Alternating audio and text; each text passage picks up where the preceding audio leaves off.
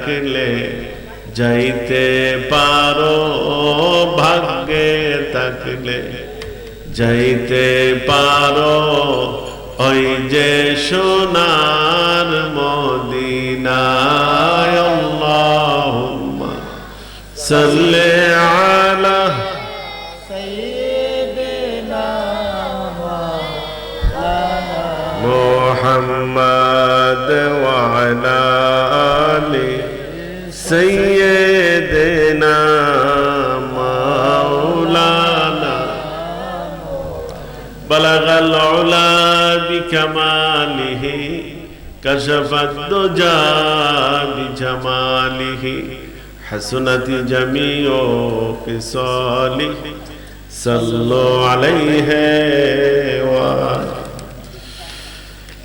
আজ হুরগাঁও মধ্যপাড়া হযরত গাউসুল আজম সুন্নিয়া হাফিজিয়া মাদ্রাসার উদ্যোগে 14তম বার্ষিক সুন্নি মহাসম্মেলনের সম্মানিত সভাপতি জনাব লুৎফুর রহমান চন্দু মিয়া সাহেব, সভাপতি অত্র মাদ্রাসা হুরগাঁও, সহসভাপতি হাজী মোহাম্মদ দরবেশ আলী সাহেব, সভাপতি হুরগাঁও মধ্যপাড়া হযরত শাহজালাল রহমাতুল্লাহ আলাইহি জামে মসজিদ, হাজী মোহাম্মদ জজমিয়া তালুকদার সাহেব বিশিষ্ট মুরব্বী হুরগাঁও মধ্যপাড়া, এছাড়া বিভিন্ন দিক থেকে আগত উলামায়ে কেরামগণ, বিভিন্ন দিক থেকে আগত দিনদার ইমানদার আশিক রাসূল তরিকতপন্থী বৃন্দ, পর্দার আড়ালের মা ও বোনেরা, আমার আবেগপূর্ণ সালাম গ্রহণ করুন। আসসালামু আলাইকুম ওয়া রাহমাতুল্লাহি ওয়া বারাকাতুহু। ওয়া আলাইকুম সালাম ওয়া রাহমাতুল্লাহি। লক্ষ কোটি শুকরিয়া মহান রাব্বুল আলামিনের দরবারে, যিনি আমাদেরকে অসংখ্য ব্যস্ততম সময় রেখে এই পবিত্র সুন্নি মহাসম্মেলনে আসার এবং বসার তৌফিক দিয়েছেন। তাই আমরা একনিষ্ঠভাবে হৃদয়ের আবেগ অনুভূতি উজাড় করে বলিষ্ঠ কণ্ঠে শুকরিয়া তান সবাই জোরে সোরে বলে আলহামদুলিল্লাহ। আপনারা দীর্ঘ সময় ওয়াজ নসিহত শুনেছেন, আমি দীর্ঘ কথা বলে আপনাদের ধৈর্যের বাঁধ ভেঙে দিব না। খুব দ্রুত গতিতেই মাহফিলের শেষ দিকে চলে যাব ইনশাআল্লাহ।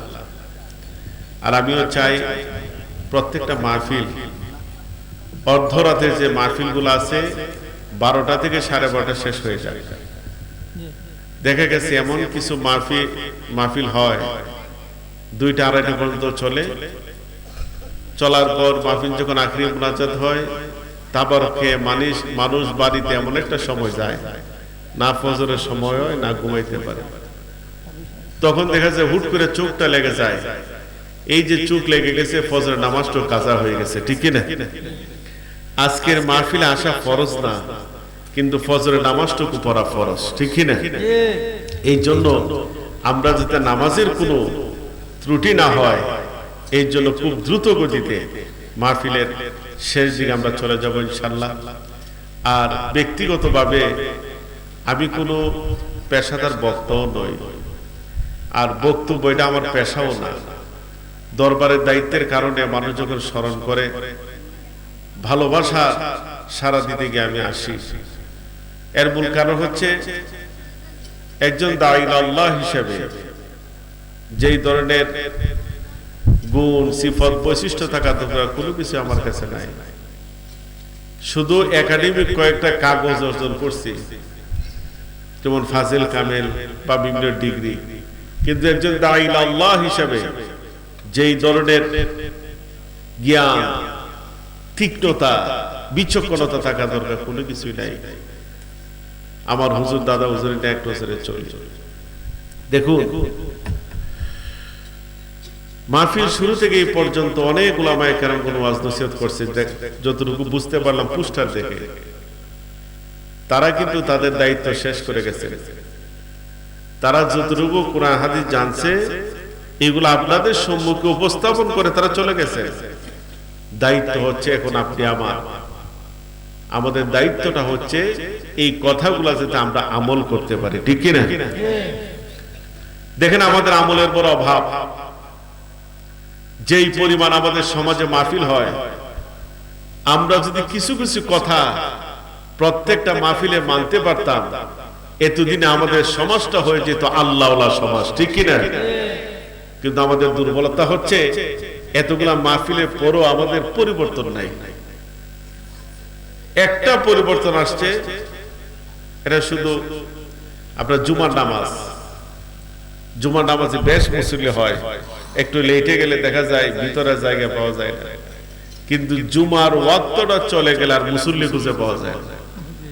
তাহলে এতগুলা ওয়াজ নসিহতের পরে কই আমাদেরকে তো নামাজি বানাইতে পারে না। আল্লাহ পাক অনেক মাহফিলে নেওয়ান আপনাদের দোয়ার বরকতে। ফান্দাউক দরবারে খেদমত এটা কোনো নির্দিষ্ট উপজেলা জেলা ভিত্তিকের মধ্যে সীমাবদ্ধ নয়, আমাদের সারা বাংলাদেশ ব্যাপী আমাদের খেদমত চলমান। এই বছর আপনাদের বরকতে দরবারে প্রায় 1400-র উপরে মাহফিল এর করতেছে, আলহামদুলিল্লাহ। খুব ব্যস্ততায় আমাদের সময় কাটে, কিন্তু কথা বলতে বলতে এখন আর তেমন ভালো লাগে না। ভালো না লাগার কারণ হচ্ছে এই যে আমরা একটু চিল্লা চিল্লা করি, মানুষের তো পরিবর্তন নাই, পরিবর্তন দরকার। দেখেন আমরা অত্যন্ত একটি কঠিন সময়ের মধ্যে বাস করতেছি, বড় কঠিন সময়।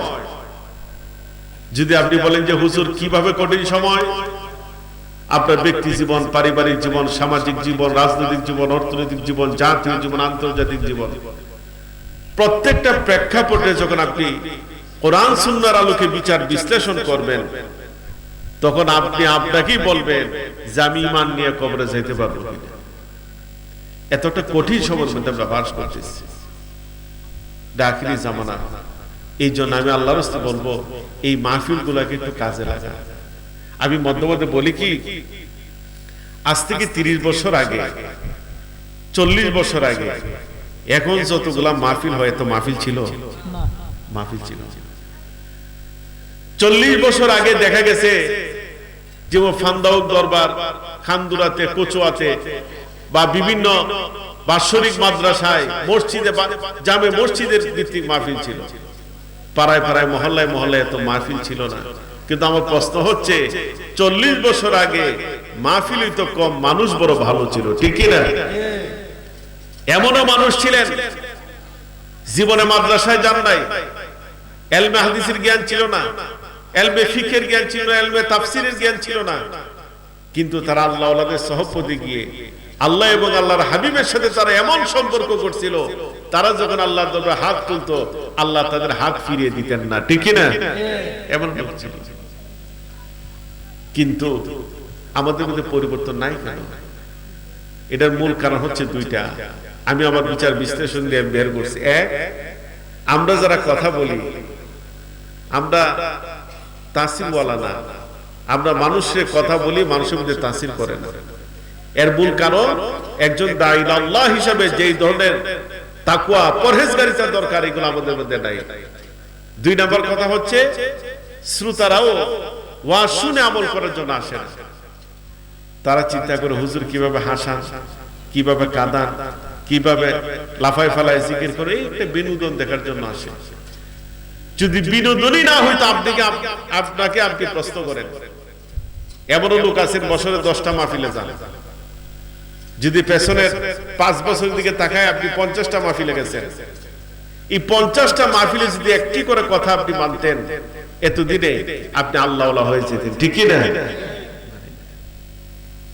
আমাদের ফান্দাউক যখন মাহফিল হইতো আজ থেকে 40-50 বছর আগে, এই অঞ্চলে অনেক লোক পায়ে হেঁটে গেছে, পায়ে হেঁটে মাহফিলে গেছে। মাহফিলে গিয়ে সারা রাত ওয়াজ নসিহত শুনে তারা আমল করত। আর এখন আমরা করি, আগে দেখি বক্তার কণ্ঠ আছে কিনা, একটু তার সাথে একটু বিনোদন করে চলে যায়। এই জন্য আমি আল্লাহর রাস্তায় বলবো, বড় ভয়ানক সময়ের মধ্যে আমরা ভাস করতেছি আল্লাহর দাসত্ব গোলামি করে। আমি আল্লাহর রাস্তায় বলে যাই 5 ওয়াক্ত নামাজ পড়েন। নামাজ সকল ইবাদতের মূল। নামাজবিহীন কোন ইবাদত বন্দেগী আল্লাহ পাক কবুল করে না। নামাজটুকু পড়বে। আমাদের কাছে যখন অনেক মানুষ আসে যে হুজুর একটু দোয়া করেন, কেন রে বাবা, আমার অভাব অনটন, আমার পরিবারে শান্তি নাই, আমার টানাটানি সংসার, আমি একটা ব্যবসা দিছি, নতুন ব্যবসা ভালোই চলছিল, এখন পুঁজি ভেঙে ভেঙে খাইতেছি, কোনো উন্নতি নাই। তখন আমি মধ্যে মধ্যে উনি নামাজ পড়েন, বলছে নামাজের মধ্যে একটু ত্রুটি আছে। তাই আমি তখন বলি যে মিয়া সাহেব, যেই পরিবারে নামাজ নাই এই পরিবারে আল্লাহ রহমত নাই, যেই পরিবারের মধ্যে নামাজ নাই এই পরিবারের মধ্যে আল্লাহ বরকত নাই। যতই তাবিজ তোমার নেন না কেন, যদি নামাজ না পড়েন পরিবারের মধ্যে রহমত আসবে না। এটা ক্লিয়ার কথা। আপনি নামাজ পড়েন অভাব অনটন থাকবে না। হুজুর পাক সাল্লাল্লাহু আলাইহি ওয়াসাল্লামের দরবারে একজন সাহাবী হাজির, ইয়া রাসূলুল্লাহ, আমি অভাবগ্রস্ত, আমার ঘরে খাবার নাই, পরিবার পরিজনের মুখে খাবার তুলে দেওয়ার মতো আমার সক্ষমতা নাই, হুজুর আমার জন্য একটু দোয়া করেন। আমার নবীজি বললেন, যাও বাড়িতে সালাতের মাধ্যমে আল্লাহর কাছে সাহায্য চাও, সালাতের মাধ্যমে আল্লাহ তোমাকে রিজিকের ব্যবস্থা করে দিবেন। সুবহানাল্লাহ। সাহাবী রাতের বেলা চলে গেল, চলে যাওয়ার পর তাহাজ্জুদ নামাজে দাঁড়িয়ে গেলেন, 2 রাকাত নামাজ পড়লেন, পড়ার পর ডানে বামে তাকায় না, কই খাবার তো আসে না। তারপর আরো 2 রাকাত, তারপরে ব্যবস্থা হচ্ছে না, তারপর আরো 2 রাকাত, 6 রাকাত নামাজ পড়ার পরে সাহাবী নিজেকে নিজে বুঝ দিতেছেন, হয়তোবা আমার কিছু ত্রুটি আছে, যে ত্রুটির কারণে আল্লাহ সাহায্য আসতে লেট হইতেছে। সুবহানাল্লাহ। আমরা যখন একটু বিপদে পড়ি, একটু খান্দাখাটি করি, কবুল না হইলে আল্লাহরও কথা কইতে আমরা ছাড়ি না, ঠিক কি না? অনেকে কয় আল্লাহ খালি আমারই জানে, আমারই দেখে, ওই 3 দিনই সে বিদেশ গেছে, বাড়ির মধ্যে বিল্ডিং উঠে গেছে, আর আমি খালি আমার জাতে আমি খালি নইতেছি। এগুলা বলবেন, আল্লাহর উপর তহমত দিবেন না। আপনি তো আল্লাহর কাছে চাওয়ার মতো চাইতে হবে। আল্লাহ বলছে লা তাহজান, তোমরা হতাশ হয়ো না, আমার কাছে চাও। মা বাবার কাছে একবার 2বার চাইলে মা বাবা বিরক্ত হয়, আর আমার আল্লাহ বলেন বান্দা যতবার চায় ততবার আমার ভালোই লাগে। সুবহানাল্লাহ। 6 রাকাত নামাজ শেষ করার পরে 8 রাকাতে দাঁড়িয়ে গেলেন। 8 রাকাতে নামাজরত অবস্থায় উনি বুঝতে পারলেন আমার ঘরের জন্য কি একটা শব্দ হচ্ছে। উনি নামাজ শেষ করে খুঁজতে থাকলেন, খুঁজতে খুঁজতে খুঁজতে খুঁজতে দেখলেন ওনার ঘরের কোনায় একটা পরিত্যক্ত জাতা আছে। আমাদের এই জেনারেশন জাতা চিনবে না। আদিকাল তখন উন্নত প্রযুক্তি ছিল না, তখন তারা গম বাঙ্গাইতো, 2টা পাথরের মধ্যে মধ্যে গর্ত করে গম দিবে এবং ঘুরায় ঘুরায় আটা বানাইতো, এটাকে জাতা বলে। ওনার একটা পরিত্যক্ত জাতা আছে, জাতাটা কাজে লাগে নাই, ময়লা পড়তে পড়তে আচ্ছন্ন হয়ে গেছে। কাছে গিয়ে দেখেন জাতাটা ঘুরতেছে আর নিচ দিয়ে অটোমেটিকলি আটা বের হয়ে যাইতেছে। সুবহানাল্লাহ। সাহাবী বলেন, আমার ঘরের মধ্যে ডেক দেখছি, বস্তা ব্যাগ যা কিছু ছিল আমি সব বলছি, এখন আর সংরক্ষণ করার মতো কোনো ব্যবস্থা আমার ঘরে নাই। তখন আমি ভাবলাম যে এতগুলো আটা আসলো কোথা থেকে, আমি একটু ধরার চেষ্টা করলাম, ঘূর্ণি বন্ধ হয়ে গেছে। ঘূর্ণি বন্ধ হওয়ার সাথে সাথে আটা বের হওয়া বন্ধ হয়ে গেছে। তখন আমি মনে মনে ভাবলাম আল্লাহ বাঁচাইছে, এখন যদি আটা বের হইতো আমি কোথায় রাখতাম। উনি তৃপ্তি সহকারে খাবার খেয়ে রাতে ঘুমিয়ে পড়লেন। পরের দিন সকাল বেলায় আমার নবীজির দরবারে হাজির, সালাম দিয়ে যখন দাঁড়ালেন, নবীজি মুস্কি হেসে বলেন, কি ব্যাপার, তোমার কি রিজিকের ব্যবস্থা হয়েছে? সাহাবী বলেন, হুজুর এত হওয়া হয়েছে আমি জায়গা দিতে পারি না। সুবহানাল্লাহ। নবীজি জানতে চাইলেন কিভাবে? হুজুর আপনি বলছেন নামাজের মাধ্যমে আল্লাহ রিজিকের ব্যবস্থা করবেন, আমি 2 রাকাত নামাজ পড়লাম, কোনো ব্যবস্থা হচ্ছে না, তারপর আরো 2 রাকাত, তারপরে ব্যবস্থা হচ্ছে না, তারপর আরো 2 রাকাত, তারপরে ব্যবস্থা হচ্ছে না। হুজুর আমি যখন 8 রাকাতে দাঁড়ালাম তখন দেখলাম আমার ঘরে যেন কি একটা শব্দ হচ্ছে। আমি কাছে গিয়ে দেখলাম আমার একটা পরিত্যক্ত জাতা আছে, এটা ঘুরতেছে আর নিচ দিয়ে আটা বের হইতেছে। নবীজি বলেন, তারপরে কি করছো? হুজুর আমার ঘরের মধ্যে ডেক দেখছি, বস্তা ব্যাগ যা কিছু ছিল সব কিছু করছি, তারপরে কি করছো? হুজুর এটা ধরার চেষ্টা করছি, ধরছি, বন্ধ হয়ে গেছে। আবার নবীজি বলেন, তুমি যদি জাতার মধ্যে না ধরতা কিয়ামত পর্যন্ত আল্লাহ পাক রব্বুল আলামিন এই জাতা দিয়ে কুদরতি ভাবে আটা বের করতেন। সুবহানাল্লাহ। এই জন্য আপনি নামাজটুকু পড়বেন, নামাজ পড়বেন, নামাজ কাজা দিবেন না। আপনার ব্যবসা হোক, বাণিজ্য হোক, কৃষি কাজ করেন, চাকরি করেন, আজান হয়ে গেছে সব বন্ধ করে দিবেন, সব বন্ধ।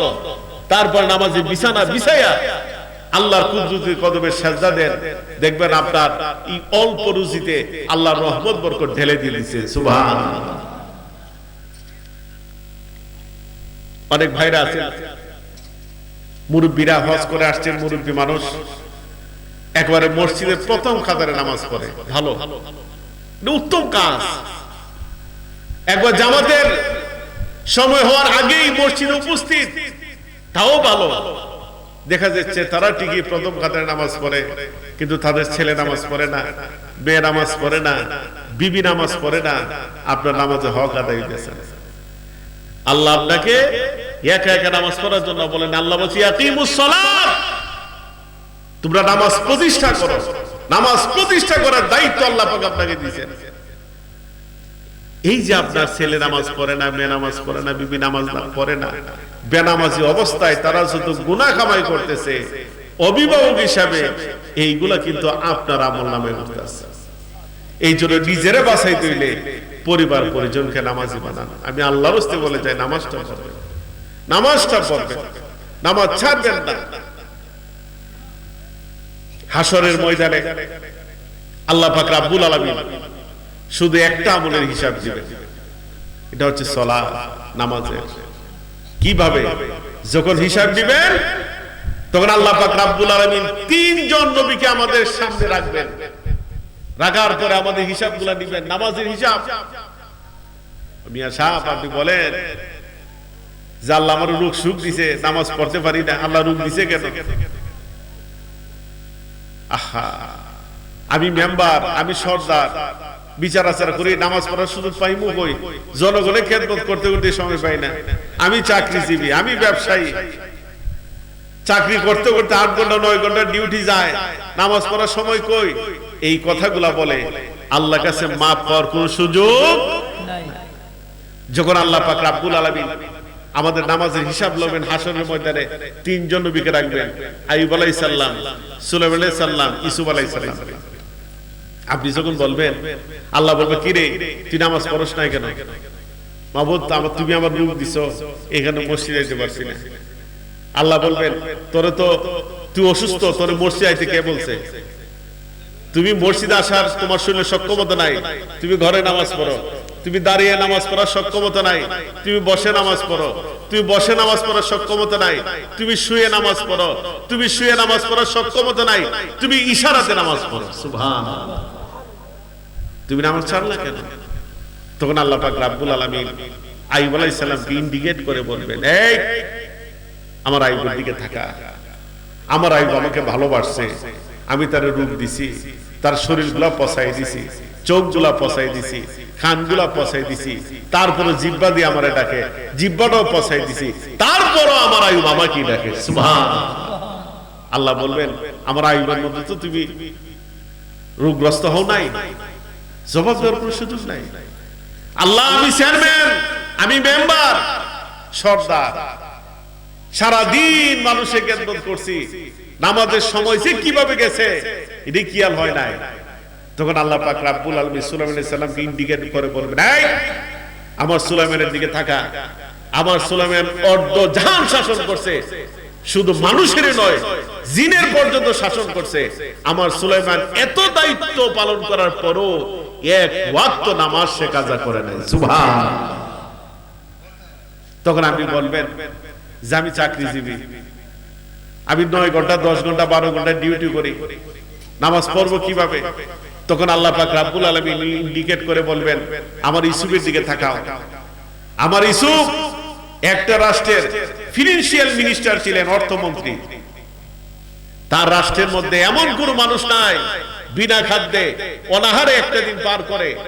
এত কেয়ারিং এই ফিনান্সিয়াল মিনিস্টার ছিলেন, কিন্তু এত দায়িত্ব থাকার পরও, এই চাকরি চলমান থাকা সত্ত্বেও আমার ইউসুফ এক ওয়াক্ত নামাজ আমার কাজা করে নাই। সুবহানাল্লাহ।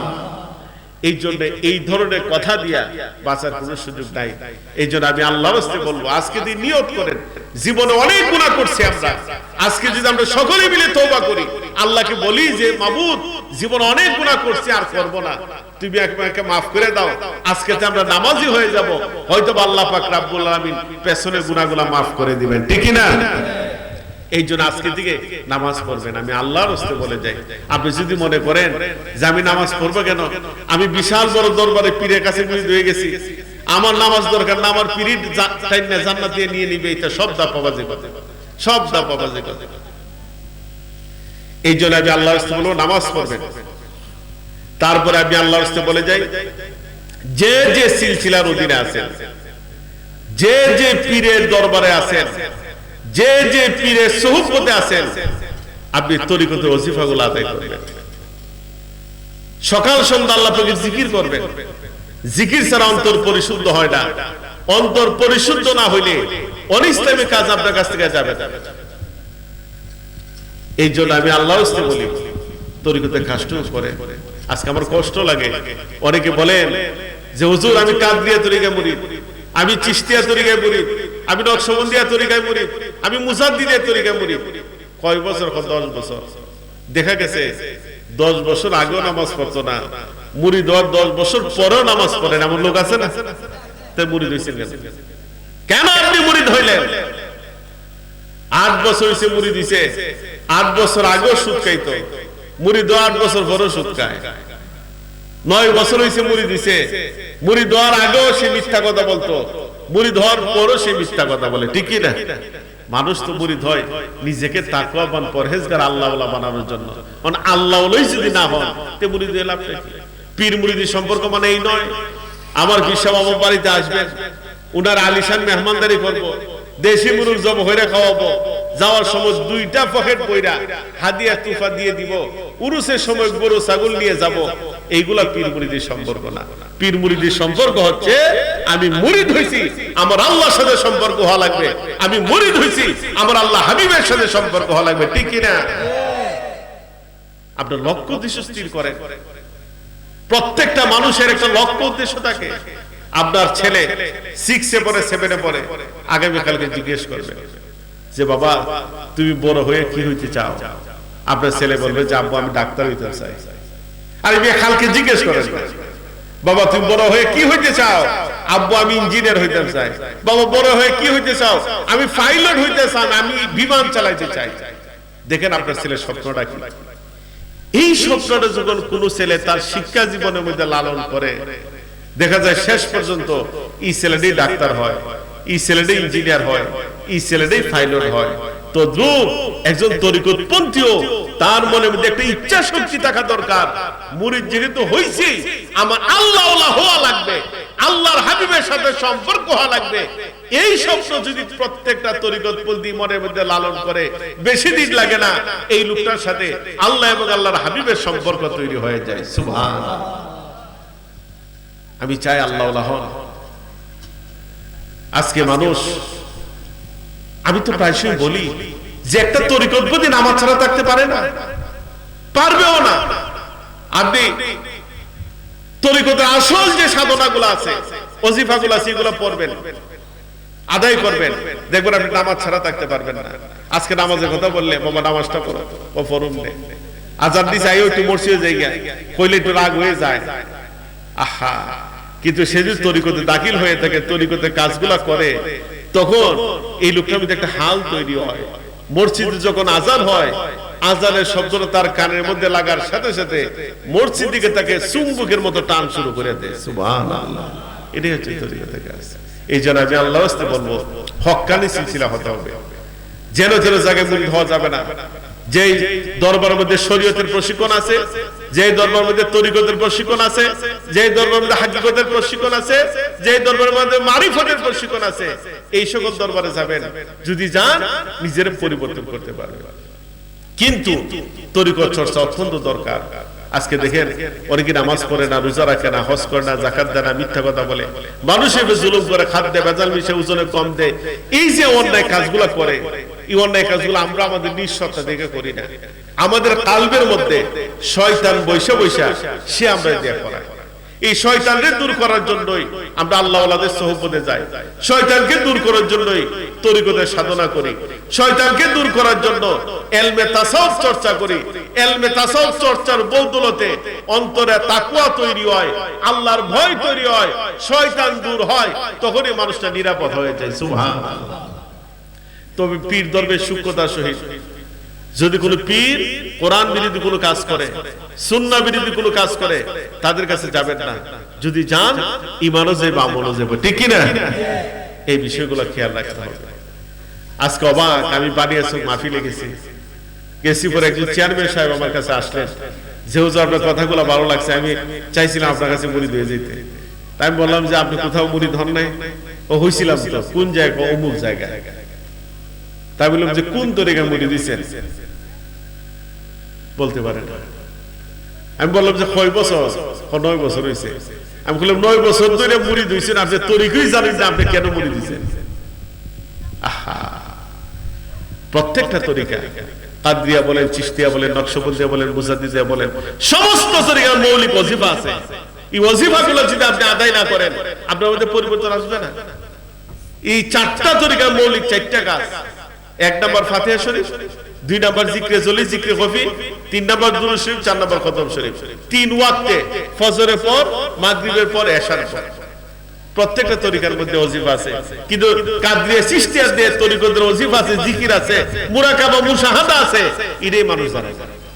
এর কারণ ওই সকল হক্কানি দরবারে গিয়া মুরিদ হইছে না, যেই কারণে এই আজকে 10 বছর হয়ে গেছে গা, এখনো নামাজ পড়ে না। 8 বছর হয়ে গেছে গা, এখনো সুদ খায়। 13 বছর হয়ে গেছে গা, এখনো মিছা কথা কয়। মূল কারণ এটা তার ট্রিটমেন্ট গুলা ভালো ডাক্তারের চিকিৎসাধীন পড়ছে না, যে এখানে তার অন্তর পবিত্র হয় নাই, ঠিক না? আমি তো বলি একটা মানুষ পরিবর্তন হইতে 8-10 বছর লাগে না, 40 দিন। আরে বড় পীর সাহেবের বাইলে আপনি 40টা দিন তরিকতে কাজ করেন, খাজা সাহেবের বাইলে আপনি 40টা দিন তরিকতে কাজ করেন, বাহাউদ্দিন নকশবন্দি রহমাতুল্লাহ বাইলে 40টা দিন তরিকতে কাজ করেন, মুজাদ্দিদ আল বেসারি রহমাতুল্লাহ বাইলে 40টা দিন তরিকতে কাজ করেন। 40 দিনের ভিতরে আপনার পরিবর্তন শুরু হবে, কিন্তু আপনি কাজ তো করতে হবে। এই জন্য আমি আল্লাহর রাস্তায় বলবো, হক্কানি সিলসিলার মধ্যে মুরিদ হবেন। আজকে আমরা দুঃখ লাগে, আমি যখন নেত্রকোনা মাহফিলে গেছিলাম, আমার একটা লোক, আপনার কষ্ট লাগতেছে, আর কয়টা কথা কোন যাইব? আমি নেত্রকোনা গেছিলাম, পরে একজন লোক এসে বলতেছেন যে হুজুর আপনার কথাগুলো তো ভালোই লাগছে, কিন্তু আপনাদের তরিকাটা কঠিন তরিকা। তাই বেটা, তরিকা কি আমি আমার বাপে আবিষ্কার করছে না দাদা আবিষ্কার করছে? তখন আমি বললাম, মিয়া সাহেব, আমি যে তরিকতের জিকির গুলো আপনাদের সম্মুখে করছি, এই জিকিরটা আমার বাবার বানানো নয়। এইভাবে বড় পীর আব্দুল কাদের জিলানী রাহমাতুল্লাহ আলাইহি উনি ওনার মুরিদদেরকে নিয়ে জিকির করতেন। আজকে যে তরিকতের জিকিরগুলা করছি, এটা আমার বানানো নয়। এইভাবে খাজা মজলিস চিশতি রাহমাতুল্লাহ আলাইহি উনি ওনার মুরিদদেরকে নিয়ে তরিকতের কাজ করছেন। মুজাদ্দিদ আল বেসারি রাহমাতুল্লাহ আলাইহি এইভাবে তরিকতের কাজ করছেন। এটা প্রমাণ, তারা কিতাব আমার কাছে আছে। তখন আমি বললাম, বড় পীর সাহেবের অসংখ্য কিতাব আমার কাছে আছে, খাজা সাহেবের অসংখ্য কিতাব আমার কাছে আছে, মুজাদ্দিদ আল বেসারি রহমাতুল্লাহ অসংখ্য কিতাব আমার কাছে আছে, বাহাউদ্দিন নকশবন্দি রহমাতুল্লাহ লিখিত কিতাব অসংখ্য কিতাব আমার কাছে আছে। তো আমি যখন পড়ি তখন দেখি আমার পীর ও মুর্শিদ যেইভাবে তরিকতে কাজ করে গেছেন, এইভাবেই বড় পীর আব্দুল কাদের জিলানী রহমাতুল্লাহ আলাইহি উনি ওনার মুরিদদেরকে তালিম দিয়ে গেছেন। সুবহানাল্লাহ। তখন আমি বললাম যে আপনি একদিন আমার দরবার আইবেন। আমি বললাম যে আমার ছোটখাটো একটা লাইব্রেরি আছে, কারা গেছেন জানি না, আমার দরবার একটা লাইব্রেরি আছে আমার। এটা হলো আমার নিজস্ব কিনা কিছু বই আছে। আমার ক্লাসমেট যারা আছে অনেকই পপুলার, অনেক পপুলার। আমরা একসাথে বসলে অনেকে বলে, যেমন ওই যে এখন জামাতের সাথে তার একটু সম্পর্ক আছে, যে ডক্টর মিজানুর রহমান আজহারি, সে আমার ক্লাসমেট, আমরা একসাথে পড়ছি একই রুমে। আমরা একসাথে বসলে তখন অনেকে কয় যে কেরা কি পড়ছো, অনেকে কয় আমি ঢাকা একটা ফ্ল্যাট কিনছি, অনেক বাড়িতে গেছি, একটা মাদ্রাসা দিছি। তা আমার তুমি কি তা করছো? আমিও বেটা, আমি কুস্তা করতে পারছি না, তবে একটা সম্পদ জুড়াইছি আমি। কি সম্পদ? আমি কইছি আমি আমার তৌফিক অনুসারে আমার দরবারে আমার ব্যক্তিগত একটা লাইব্রেরি তৈরি করে গেছি। এই লাইব্রেরি তৈরি করে গেছি যুগ যুগ ধরে, মানুষ যাতে জ্ঞান আহরণের একটা প্ল্যাটফর্ম তৈরি হয়, তখনকার সময় আমি বলছিলাম যে আমার লাইব্রেরিটার মধ্যে এখনো 14 লক্ষ টাকার উপরে শুধু কিতাবই আছে। অধিকাংশ কিতাব মিশর থেকে আনানো, লেবানন থেকে আনানো, সৌদি আরব থেকে আনানো, পাকিস্তান থেকে আনানো, ইন্ডিয়া থেকে আনানো, বহু কিতাব আমার সঙ্গে আছে। তখন আমি বললাম যে আপনি আসেন, আমি বড় হিসাবের কিতাব খুলে দেখাই দিব যে তারা এই তরিকতের এই ওজিফাগুলো মুরাকাবা মুশাহাদাতে আছে। খাজা সাহেবের কিতাব খুলে দেখাই দিব তাদের তরিকার যে মুরাকাবা মুশাহাদা আছে। এই জন্য তরিকতে কাজ না করলে তো তরিকতের নিয়ামত পাবেন না। পীর দরবেশ সূক্ষ্মতার সহিত কোন অবস্থায় ছাড় নাই। অনেকে বলবো যে শরীয়তের মোল্লারা মারিফত বুঝে না, আস্তাগফিরুল্লাহ, শরীয়তের মোল্লারা মারিফত বুঝে না। শরীয়তের মোল্লা কি বড় হিসাব ছিলেন না? খাজা সাহেব ছিলেন না? বড় হিসাব কি দরজার বড় যুগ শ্রেষ্ঠ আলেম আছেন, ওনার কিতাবগুলা পড়ে। আমি কিছুদিন আগে ওনার একটা তাফসিরে জিলানী আমি মিশর থেকে আনাইছি তাফসির, আমি পড়ার পরে আমি অবাক যে আল্লাহ কেমন জ্ঞানের গভীরতা বড় পীর আব্দুল কাদের জিলানী রাহমাতুল্লাহ আল্লাহ পাক দান করছে। তা আপনি কি বলেন মিয়া সাহেব? আজকে নামের শেষে আল কাদরি লাগান, চিশতি লাগান, নকশবন্দি লাগান, মুসাদ্দিদ লাগান, আমার বাধা নাই তো, আমরা তো লাগাই, কিন্তু তারাও একটু অনুসরণ করে। দেখেন বড় হিসাবে কোনটা হক পীর কোনটা বাতিল পীর উনার কিতাবের মধ্যে লিখে গেছে। উনার একটা কিতাব আছে, আপনি লিখতে পারেন, সিররুল আসরার। এখনো বাংলাদেশের মধ্যে অনেক আলেমরা এটা ট্রান্সলেট করছে, আমার কাছে মূল কিতাবটাও আছে। সিররুল আসরার কিতাবের মধ্যে বড় বিষয় পীরদের মধ্যে 12টা দল করছে। 12টা দল করে কয় একটা হক, বাকি 11টা বাতিল। বড় বিষয়কে বলা হয়েছে যে হুজুর হক কোনটা, বড় বিষয় বলে সুন্নি, বড় বিষয়কে বলেছে হুজুর সুন্নি কারা। কি চমৎকার উত্তর বড় হিসাবে দিছে, সুন্নি তারা যারা কোরআন সুন্নাহ মাফিক জীবন পরিচালনা করে, শরীয়ত ভিত্তিক তরিকত চর্চা করে, তারাই সুন্নি, তারাই হক। সুবহানাল্লাহ। বাকি 11 প্রকার বাতিল। 11 প্রকারের মধ্যে একটা প্রকারের নাম আছে আল খুলুলিয়া। আল খুলুলিয়ার ব্যাখ্যা লিখতে গিয়ে বড় বিশ্বাস বলেন, আল খুলুলিয়া এমন পীর যে পীর মুরিদ মহিলা সামনে যায়, যে পীর মুরিদ মহিলাদেরকে মাথায় হাত দিয়ে শরীরে টাচ করে ফু দেয়, যে পীর মুরিদ মহিলাদের সাথে একই রুমে বসা পর্দা না দিয়ে কথা বলে, তারা আল খুলুলিয়ার অন্তর্ভুক্ত, তাদের সাথে তরিকতের সম্পর্ক নাই, তারা ভণ্ড, তারা বাতিল। এই কথাটা আমার না, আমার বাপেরও না, আমার দাদার, এটা বড় হিসাবের কথা। বড় হিসাবে হয়ে যেতেছে মুরিদ মহিলার সামনে কোন হিসাব গুলো সে বন্ড। মুরিদ মহিলার যদি হাত টিপা পাও টিপা সে বন্ড। মুরিদ মহিলার সাথে একটু বয়সে যদি আড্ডা মারে গল্প করে এরা বন্ড। এটা আমার কথা, এটা বড় হিসাবের কথা। ওই জন্যই কইছি বুজুর্গদের কিতাবগুলো পড়ুন, কোনটা হক কোনটা বাতিল প্রকাশ হয়ে যাবে, প্রকাশ হয়ে যাবে। আমরা মানি না দিকে আজকে আমাদের পরিবর্তন নাই, আমরা তরিকতের নিয়ামত নাই, এই বিষয়গুলো খেয়াল করবেন বলে যায়। তারপরে আমি আল্লাহর রাস্তায় বলে যাই, হালাল খাইবেন, হারাম থেকে দূরে থাকবেন, সুদ ঘুষের সাথে সম্পর্ক রাখবেন না, ওজনে কম দিবেন না, খাদ্যে ভেজাল মিশাবেন না, ভাই বোনের হক নষ্ট করবেন না। অনেকরা আছে বোনের হক দেয় না, আহা এই কাজটা করবেন না। এই যে আপনি আপনার বোনের হক দিতেছেন না, আপনার বাবার সংসারের মধ্যে আপনার বোনের হকটা এটা সরকার দেয় নাই, এটা আল্লাহ দিয়ে দিছে। আল্লাহ দিয়ে দিছে আপনার বাবার সংসার, আপনার বোনের হক, কিন্তু আপনি দেন নাই। হাসরের মধ্যে আল্লাহ বলবে, এই তোর ভাই যে হক দিছে না হক গেছে, খবর তুমি ভাই হক দাও, জমি দাও, ও জমি পাইতাম। তখন তোমার নেকি গুলা দেন, তখন দেখবো আপনার সমস্ত নেকি গুলা নিব। এগুলা করবেন না। এই দুনিয়াতে কি করবেন? টাকা পয়সা, ধন দৌলত, বাড়ি গাড়ি, যখন বলিটার দিকে আত্মাটা জায়গা আর দাম্পিকতা বেটাগিরি থাকে না, শেষ। আজকে টাকা পয়সা, ধন দৌলতের জন্য পাগল হইছে, কোটি টাকাতে ঘর বানাইছেন।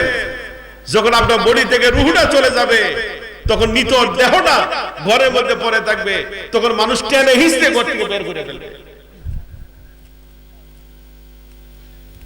ভাই সন্তানরা কিছু কান্নাকাটি কইরাই আপনাকে গোসল করাবে, জানাজা কাফন লাগাবে, জানাজা পরে কবরে দিয়ে দিবে। কিন্তু আপনার কবরের শাস্তি যখন শুরু হবে, কবরের শাস্তির ভাগ আপনার ছেলে নিবে না, কবরের শাস্তির ভাগ আপনার মেয়ে নিবে না, কবরের শাস্তির ভাগ আপনার বিবি নিবে না, আপনার কবরের শাস্তি আপনি ভুগতে হবে, ঠিকই না? আজকে অনেক লোক আছে, আপনার বাপে হালাল হারাম চিন্তা না করে আপনার জমির পর জমি দিয়া গেছে, ঘর দিয়া গেছে, বাড়ি দিয়া গেছে, মারা দিয়ে গেছে, এমনও লোক আছে বছর একদিন মা বাবার কবরের সামনে দাঁড়ায়, মাসে একদিন মা বাপের কবরে গিয়া দাঁড়া না, তাহলে সম্পদ দিয়ে আপনার লাভ কইল কই আপনার সন্তান আপনার ভুলে গেছে, কিন্তু আযাব আপনার কবর হইতেছে, কিন্তু এই আযাবের ভাগ আপনার সন্তান নিতেছে না। আপনার সম্পদের ভাগ ঠিকই নিছে, আপনার মেয়ে আপনার আযাবের ভাগ নিতেছে না, কিন্তু আপনার সম্পদের ভাগ ঠিকই নিছে। আপনার বিবি আপনার কবরে আযাবের ভাগ দিতেছে না, কিন্তু আপনার সম্পদের ভাগ ঠিকই নিতেছে। আপনার কবরের শাস্তি আপনি মুক্ত হবে। কবর, হাসর, মিজান, ফুলসেরাত প্রত্যেকটা ঘাট আপনি একাই মোকাবেলা করতে হবে। এই জন্য নিজেকে প্রস্তুতি নেন, নিজেকে প্রস্তুতি নেন। এই জন্য আমি আল্লাহর রাস্তায় বলি, আপনি কোন অবস্থায় কারো হক নষ্ট করেন না। আল্লাহর দাসত্ব গোলামি কম বেশি করলে এক সময় আল্লাহ আপনাকে মাফ করবে। আপনি যদি বান্দার হক নষ্ট করেন, সে মাফ না করার পর্যন্ত আল্লাহ আপনাকে মাফ করবে। অনেক আছে, অনেক ব্যবসায়ীরা 1 কেজি ডাল কিনে বাড়িতে নাফলো 950 গ্রাম, এরকম ভদ্রলোক আছে না? 1 কেজি তেল দোকান থেকে আইনা বাড়িতে নাফলো 925 গ্রাম। অবিয়া সাহেব 50 গ্রাম আর 25 গ্রাম চুরি কইরা টাকা বলা যায় না, কিন্তু 50 গ্রাম আর 25 গ্রামে হাসরের মধ্যে তোমার জান্নাতটা নিব। তবে আল্লাহ আমার 50 গ্রাম ডাল কম দিছে, তুই গিয়ে হিসাব নিকাশের সাথে শেষ কর, ডাল দে, ডাল আসলে পাইতাম কত নেকি গুলা দেলা, তো নেকি গুলো নিব না, এগুলো করবেন না। অনেক মানুষ আছে 1.5 কেজি দুধ রে 1/2 কেজি পানি দিয়ে 2 কেজি বানানো আছে না। আপনি মনে করতেছেন আপনার ক্রেতা দেখতেছে না, সমাজের লোক দেখতেছে না, আপনার সন্তানাদি দেখতেছে না, আপনার মালিক তো তাকাই রয়েছে। মিয়া সাহেব, আপনার মালিক তাকাই রয়েছে। এই 1/2 কেজি দুধের হিসাব হাসরের মধ্যে দিতে হবে। এই জন্য আমি আল্লাহর রাস্তায় বলে যে কারো হক নষ্ট করবেন না। যতটুকু আছে হকের উপরে চলে যান। হকের উপরে চলতে গিয়ে, হালাল পথে চলতে গিয়া কিছু দুনিয়াতে কষ্ট করার লাগবে, এই কষ্টটা আপনি মেনে নেন, পরকাল আপনার জন্য সহজ হয়ে যাবে। সুবহানাল্লাহ। তারপরে আমি আল্লাহর রাস্তায় বলে যাই, যাদের মা বাবা আছে মা বাবার খেদমত করবেন, মা বাবার ভরণ পোষণ করবেন। মা বাপরে বাদ না দিয়া সারা রাত নামাজ পড়তে পড়তে কপালে টিউমার বানাই লেখা লেখেন। মা বাবার খেদমত করবেন, মা বাবার ভরণ পোষণ করবেন। মা বাপরে বাদ না দিয়া ফিরের বাড়ির গরু ছাগল লয়ে গেল কামত। এখন আমি আল্লাহর রাস্তায় বলি, মা বাবার খেদমত করবেন, মা বাবার ভরণ পোষণ করবেন, মা বাবা যাতে কোনো বিষয়ে কষ্ট না পায় এদিকে খেয়াল রাখবেন। কিন্তু আমরা রাখি না। আরে অনেক মা বাবা আছে মিয়া, তার যৌবনে 20টা বছর বিদেশ কাটাই দেয়, 25টা বছর বিদেশ কাটাই দেয়। কেন? আমার ফুলারে যদি একটা ঘর বানাই দিতে পারি, কয়েকখানি ক্ষেত কিনে দিতে পারি, বাজারে গুলা বিট কিনে দিতে পারি, আমার ফুলারে যদি আবার এর বিদেশ পাঠাইতে পারি, আপনার সুখের জন্য তার যৌবনের 20টা বছর কাটাই দিছে। 2 বছরে একবার এসে 1 মাস থাকছে, তার যৌবনের যে কি সাপ সে নেয় নাই আপনার দিকে তাকায়। দেখা যায় এই বাপ যখন 20 বছর 25 বছর বিদেশ থেকে শরীরে যখন আর ফুলায় না, দেশে আইলে ফুলা বড় হয়, ব্যবসায় হয়, বিয়া করে, এরপরে মা বাপ থেকে আলাদা হয়ে যায়। এরকম লোক আছে না? আলাদা হয়ে যায়। ওই মিয়া তোমার মতো নিব খারাপ সন্তান হইতে পারে। তোমার বাবা তোমার জন্য কি করছে?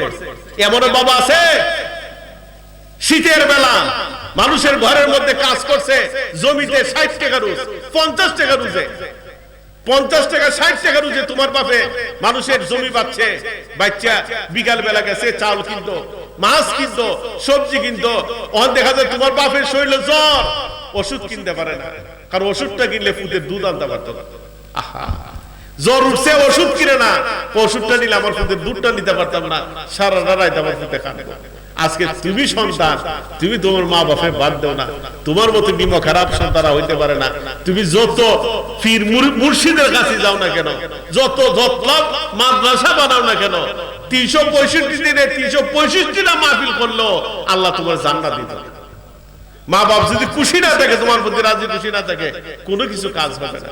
এই জন্য আমি আল্লাহর রাস্তায় বলবো, আপনার 3টা সন্তান আছে, মা বাপ যেহেতু বুড়া হয়ে গেছে গা, এটা তো সন্তানের মতোই মনে করলেন যে আল্লাহ আপনার 5টা সন্তান দিছে, 3টা মা বাপ 5 জন মিল্লা ডাল ভাত খান, ডাল ভাত খান, এর মধ্যে আল্লাহ রহমত বরকত আছে, ঠিক কি না? এই কাজগুলো করবেন। আমি আল্লাহর রাস্তায় বলে যে মা বাপকে কোনো অবস্থায় কষ্ট দিবেন না। মা বাপ যদি কষ্ট পায়, আপনি জাহান্নামে যাওয়ার জন্য অতটুকু যথেষ্ট। অনেক মুরব্বী মা বাবা আছে, বয়স হইলে মানুষের স্মৃতি শক্তি কমে জায়গা, কিন্তু ঘন ঘন কথা কয়, কথা বলে বই দাম কি মেরে দেয়, ফুটো দাম কি মেরে দেয়, ইটা করি না, ইটা করি না। আপনার বাপের এই স্মৃতি শক্তি কম অবস্থায় যদি ধমকে তার কলজামিতে আঘাতটা লাগে, এই আঘাতের দাগটা আল্লাহ আর সাজিবে গিয়ে দাগটা লাগে। এই জন্য মা বাবাকে কষ্ট দিবেন না, আমি আল্লাহ রাস্তে বলে যাই। আমরা তো আমাদের মুরিদদেরকে শিক্ষা দেই যে তোমরা মা বাপরে বরণ পোষণ না করে ফান্দাক দরবার আইও না, তোমার ফান্দাক দরবার স্থান নাই যদি মা বাপরে বরণ পোষণ না করো, ভরণ পোষণ না করো। আগে তোমার গাছের মধ্যে কফল করছে, আগে তোমার মা বাপরে কফল খাওয়াইবা, এরপরে ফান্দাক লইয়া যাইবা। আগে তোমার একটা মুরুগ বড় হইছে, আগে মা বাপরে খাওয়াইবা, পরে ফিসাবের কাছে লইয়া যাইবা। তোমার গাছের মধ্যে একটা ফল আইছে, আগে মা বাপরে খাওয়াইবা, এরপরে ফিসাব নিবা। বুঝে চলতে হবে, আবেগে চললে হবে না। তারপরে আমি আল্লাহর রাস্তায় বলে যাই, পর্দা মাফিক চলবেন, বেপর্দা চলাফেরা করবেন না। নারী পুরুষের উপর আল্লাহ পাক পর্দা ফরজ করে দিয়েছে। নামাজ যেমন ফরজ, পর্দা তেমন ফরজ। নামাজ না পড়লে যেমন গুনাহ, পর্দা না মানলে তেমন গুনাহ। আপনার প্রাপ্তবয়স্ক মহিলা আছে, তাকে বুরকা পরান। আপনার বিবি ঘর থেকে বের হবে, সে যদি বুরকা পরে বের হয়, বেগানা পুরুষের সামনে না যায়, এই বিষয়টা আপনি নিশ্চিত করেন। যদি নিশ্চিত না করেন, বেপর্দা চললা তারা যত গুনাহ কামাই করবে অভিভাবক হিসেবে, এইগুলো আপনার আমলনামার মধ্যে। এই বিষয়ে খেয়াল রাখবেন। আমি আল্লাহর রাস্তে বলে যাই, আল্লাহর রাস্তে বলে যাই, যদি কোনো পীর মাসে আলেম ওলামা আসে, তাদেরকে ইজ্জত করবেন, সম্মান করবেন, প্রয়োজনে দেশি মুরগ জবাইরা খাওয়াইবেন, প্রয়োজনে কিছু হাদিয়া দিয়ে দিবেন। আল্লাহর রাস্তে বলে যাই, তাদের সামনে আপনার প্রাপ্ত বয়স্ক মহিলাদেরকে দিবেন না। যদি দেন, হয়তো বা ফিসাব খুশি হবে, আমার আল্লাহ বেজার হয়ে যাবে। ঠিক কি না? এই পর্দা ফরজ, এটা ইয়াজমা কিয়াস দিয়ে করে নাই, এটা সরাসরি আল্লাহ কোরআনের আয়াত দিয়ে নারী পুরুষের উপর পর্দা ফরজ করছে। যদি আপনি পর্দা না মানে আপনি ঈমান থাকবে না, ঈমান থাকবে না। কাদের উপরে পর্দা ফরজ না? যার সাথে বিয়ে চলে তার সাথে পর্দা ফরজ না। যদি বিয়ে চলে এইরকম সম্পর্কের সাথে নারী পুরুষের মধ্যে আল্লাহ রেস্ট্রিকশন দিয়েছে পর্দা। কিন্তু পীর মুরিদের যে সম্পর্কটা, এই যে মুরিদ কইরা যখন মুরিদ মহিলারা বাবা ডাকে, এই বাবা মেয়ের ইসলামের শরিয়ার দৃষ্টিতে বিয়ে বৈধ। বিয়ে বৈধ দিকে ইসলামের শরিয়া মাফিক কোন পিসাব কোন মুরিদ মহিলার সামনে যাওয়া হারাম। জানি না আপনি কিভাবে বিচার বিশ্লেষণ করেন, এই কথাগুলো এখন বলে না। এটা বলা দরকার, কারণ আমাদের সমাজটা উলঙ্গ হয়ে যেতেছে, উলঙ্গ হয়ে যেতেছে। এগুলা থেকে টেনে বের করা দরকার, যদি আল্লাহ এবং আল্লাহর হাবিবকে পাওয়া লাগে। এই জন্য পর্দা মাইনা চলবেন, বেপর্দা চলাফেরা করবেন না। শেষ কথা হচ্ছে, এবং শেষ একটা কথা হচ্ছে, আপনাদের এলাকাতে অনেক পুকুর আছে, খোলা পুকুরে, খোলা নদীতে আপনার প্রাপ্তবয়স্ক মহিলারা গোসল করাই, এর চেয়ে ডুব নামের হইতে পারে না। আপনার স্ত্রী পুকুরের মধ্যে গোসল করে, আর পুকুর পার দিয়ে পরপুর সাইডে যায়, আপনার স্ত্রীর অঙ্গ প্রত্যঙ্গ গুলা দেখে, এর চেয়ে ডুব নামের হইতে পারে। আপনার মেয়ে পুকুরে গোসল করে, আর গোসলরত অবস্থায় পরপুরুষে আপনার মেয়ের অঙ্গ প্রত্যঙ্গ গুলা দেখে। আপনার বোন পুকুরে গোসল করে, আপনার পরপুরুষরা পুকুর পাড়ে হাইটে আপনার বোনের অঙ্গ প্রত্যঙ্গ গুলা দেখে, এর চেয়ে নোংরা বের হইতে পারে না। জেনে রাখেন, মেয়েদের পেটটা বড় দামি। এই পেটটা যদি বহু পুরুষে দেখে, তার মাধ্যমে আল্লাহওয়ালা সন্তান হইতো না, আল্লাহওয়ালা সন্তান হইতো না। আমি আল্লাহর হস্তে কই, বাড়িতে গেলে গোসলখানা বানাই, ফাঁকা করে না পারলে টিন দিয়া বানাই, টিন দিয়া না পারলে দাড়ি দিয়া বানাই, দাড়ি দিয়া না পারলে পুরান কাপড় বেচাইয়া এগুলা 90 ফুটের টিবল দিয়া একটা গোসলখানা বানাই। এই খোলামেলা জায়গার মধ্যে গোসল করাই না, করাইয়া তিনটা শ্রেণীরে আপনি গুনাহগার বানাইতেছেন। এক, অভিভাবক হিসাবে আপনি যে তারে গোসল করার সুযোগ দিচ্ছেন, এই জন্য আপনি গুনাহ করিতেছেন। দুই, যিনি পুকুরে খোলামেলা পুকুরে গোসল করতেছে, উনার অঙ্গ প্রত্যঙ্গ গুলাতে পরপুরুষ দেখতেছে, এই কারণে উনি গুনাহগার হইতেছে। তিন, পুকুর পার দিয়ে যে পুরুষ সাইডে দেখতেছে পরপুরুষ, আর এই হাঁটা অবস্থায় যে বারবার মহিলার অঙ্গ প্রত্যঙ্গ গুলিতে তাকাইতেছে, প্রতি তাকানো তাকানো তার চোখের জানা হইতেছে। অমিয়া খালি শারীরিক জানাই জানা না, হাতের জানা আছে, পায়ের জানা আছে, চোখের জানা আছে, কানের জানা আছে, জানা বহু প্রকার আছে। এই জন্য আমি আল্লাহর রাস্তে বলি, এই সমাজটা আর কলুষিত করবেন না। এই খোলামেলা জায়গার মধ্যে আপনার প্রাপ্তবয়স্ক মহিলাদেরকে গোসল করাবেন না। শেষ কথা হচ্ছে, বেশি বেশি দুরূদ শরীফ পড়বেন, দুরূদের আমল ঘরে তুলবেন, আপনার সময়টা নষ্ট করবেন না। আপনি রুটে হাঁটতেছেন, মনে মনে দুরূদ শরীফ পড়েন, জমিতে কাজ করতেছেন, মনে মনে দুরূদ শরীফ পড়েন, ব্যবসা প্রতিষ্ঠানে বসে রয়েছেন, মনে মনে দুরূদ শরীফ পড়েন। আপনার সমস্ত সময়টা যদি দুরূদের মাধ্যমে অতিবাহিত করতে পারেন, দুরূদের উসিলায় আল্লাহর রহমত আসবে, বরকত আসবে, নবীজির দিদার নসিব হবে। সুবহানাল্লাহ। আমার অনেকে কয় হুজুর নবীজিরে দেখতাম, একটু দোয়া করুন। হুজুর নবীজিরে দেখবার লাগি কত অনয় বিনয় করি, আমি দিদার পাইতেছি না। তখন আমি বললাম, মিয়া নবীজির দিদার পাওয়াটা এটা কষ্টের কোনো কিছু না। আর মিয়া সাহেব আমি বলি নবীজির দিদার পাওয়া, নবীজির সাক্ষাৎ পাওয়া এটা কষ্টের কোনো কিছু না। যেই নবী আমাদের নাজাতের জন্য সারাটা জীবন কেঁদে গেছেন, যেই নবী আমাদের নাজাতের জন্য সারাটা জীবন কাঁদতেছেন, এখনো কাঁদতেছেন, কেঁদে গেছেন, এখনো কাঁদতেছেন, এই নবীরে দেখা তো কঠিন না। একটা প্রপার লাইন দরকার, একটা প্রপার লাইন দরকার। তুমি তরিকতের কাজ করো, তরিকতের কাজই দেখবা নবীজির সাথে তোমার সম্পর্ক তৈরি করেছে। সুবহানাল্লাহ। আপনি কাদরিয়া বলেন, চিশতিয়া বলেন, নকশবন্দিয়া বলেন, মুজাদ্দিদিয়া বলেন, সমস্ত তরিকার এশার নামাজের পর 500 বার দুরূদ শরীফ আছে। যেমন নকশবন্দিয়া তরিকার 500 বার দুরূদ শরীফ হচ্ছে আল্লাহুম্মা সাল্লি আলা সাইয়্যিদিনা মুহাম্মাদ ওয়া সাল্লাল্লাহু আলাইহি ওয়া সাল্লাম। কাদরিয়া তরিকায় আল্লাহুম্মা সাল্লি আলা সাইয়্যিদিনা মুহাম্মাদিন মা'দানিল জুদ ওয়াল কারামি ওয়া আলিহি ওয়া সাল্লাম। চিশতিয়া তরিকায় আল্লাহুম্মা সাল্লি আলা সাইয়্যিদিনা মুহাম্মাদিন নাবিয়্যুল উম্মি ওয়া আলিহি ওয়া সাল্লাম। এই দুরূদ শরীফ পড়াইতে, এই দুরূদ শরীফের মাধ্যমে আমার নবীর সাথে প্রত্যেকটা মানুষের সম্পর্ক তৈরি হয়। সুবহানাল্লাহ। পারলে প্রতিদিন ঘরের মধ্যে মিলাদ কিয়াম কায়েম করবেন। আমাদের পীর মুর্শিদ আমার আব্বা হুজুর কেবলা রাহমাতুল্লাহ আলাইহি, আমি বুঝি ভোর থেকে দেখি নাই উনি মিলাদ কিয়াম না ফিরে ঘুমাইতে। আব্বা হুজুর একদিন বলছিলেন, মিলাদ কিয়াম পড়লে যে আমার নবীজি কি খুশি হয়, যদি কোনো লোক দেখতো মিলাদ কিয়াম ছাড়লো না। সুবহানাল্লাহ। এই জন্য তরিকত পন্থীরা যারা আছেন এশা নামাজের পর 500 বার দুরূদ শরীফ পড়েন, দুরূদ শরীফ পড়েই দাঁড়ায় আমার নবীর সালাম দিবেন, নবীরে সালাম দিয়া তারপরে অনয় বিনয় করে কাঁদবেন নবীজির দিদারের জন্য। বেশি দিন লাগবে না, আমার নবীজির দিদার নসিব হয়ে যাবে। সুবহানাল্লাহ। আমাদের ফান্দাউক তরিকার, ফান্দাউক দরবার শরীফের অসংখ্য তরিকতপন্থীর সাথে আমার নবীজির দিদার নসিব হইতেছে এই দুরূদ শরীফের মাধ্যমে। সুবহানাল্লাহ।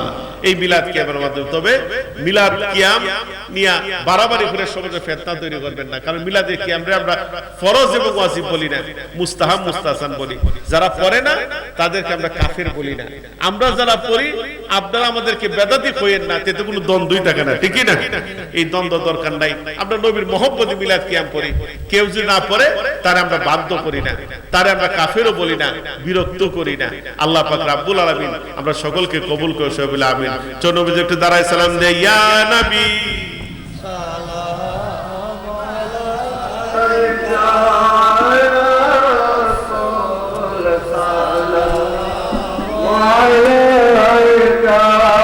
ইয়া হাবিব, সালাম আলাইকা সালাওয়াতুল্লাহ সাইয়্যিদি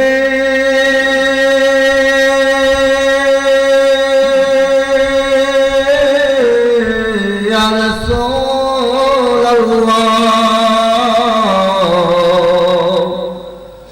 দরদি ইয়া হাবিবাল্লাহ